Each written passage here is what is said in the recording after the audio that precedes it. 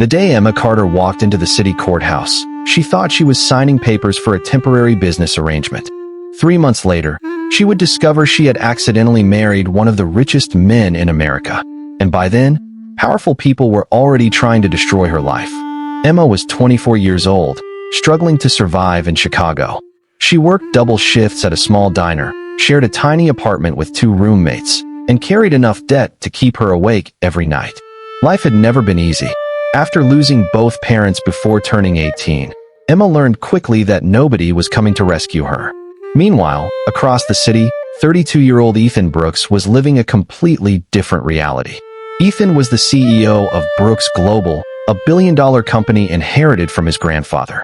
To the public, he seemed to have everything: money, power, success. But behind closed doors, Ethan was trapped. His grandfather's will contained one shocking condition. To maintain control of the company, Ethan had to be legally married before his 33rd birthday. That birthday was only 2 weeks away. If he failed, control would transfer to his ruthless cousin Victor. Victor had been waiting years for that opportunity. Desperate, Ethan's legal team proposed an unusual solution: a temporary legal marriage. No romance, no relationship, just paperwork. After 6 months, they would quietly divorce. Simple. At least that was the plan. On the same day, Emma received an offer from a legal office. They needed someone to participate in a confidential contract arrangement. Compensation, $50,000. To Emma, it sounded like a miracle. The contract was thick. The explanations were rushed. And Emma, overwhelmed by financial pressure, signed. So did Ethan. Neither expected their lives to collide. But while they were signing those documents, someone else was watching: Victor Brooks. And the moment he learned Ethan had fulfilled the marriage requirement, he declared war. Because Victor wasn't about to lose a billion-dollar empire without a fight. And Emma had no idea she had just become his first target. For weeks, Emma returned to her normal life. She continued serving coffee, paying bills, trying to survive. She barely thought about the strange agreement. Then one rainy evening, everything changed. A black luxury SUV stopped outside the diner. Several men in expensive suits entered. Every customer turned to look. One of the men approached Emma. "Mrs. Brooks." Emma laughed. "You've got the wrong person." The man handed her a folder. "You are legally married to Ethan Brooks." Her hands froze. The entire diner went silent.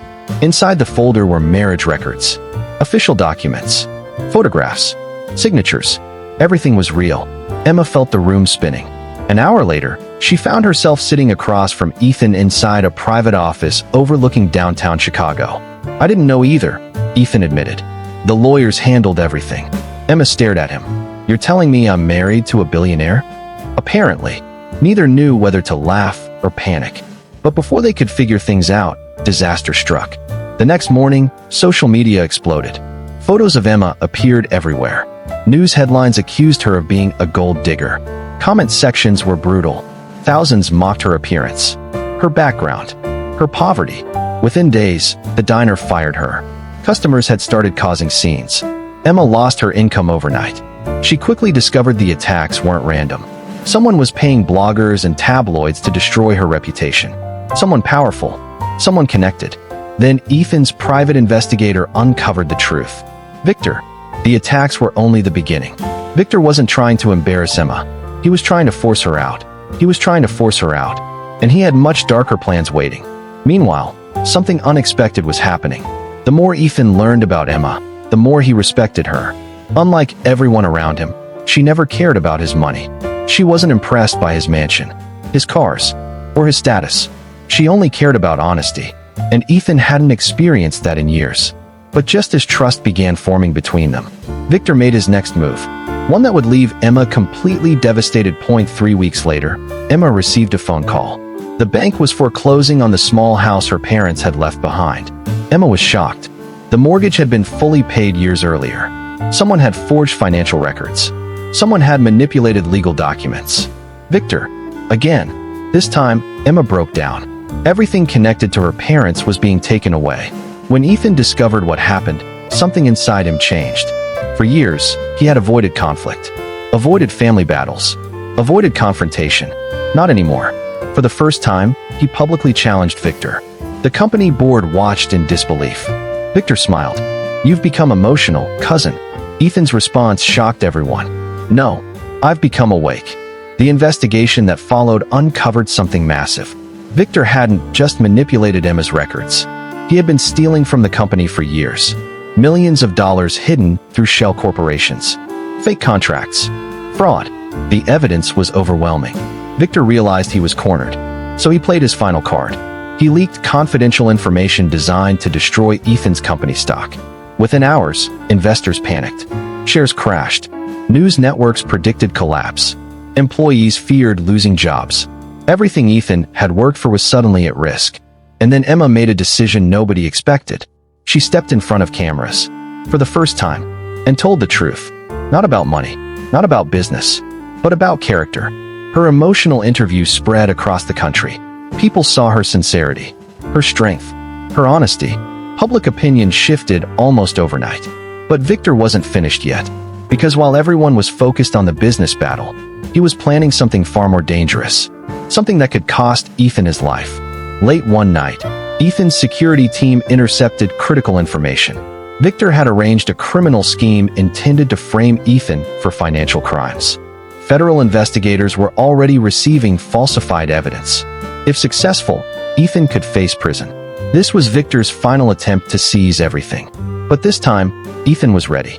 Working with investigators, lawyers, and company auditors, he revealed years of corruption. Every hidden account, every forged document, every stolen dollar. The truth finally surfaced. Victor was arrested.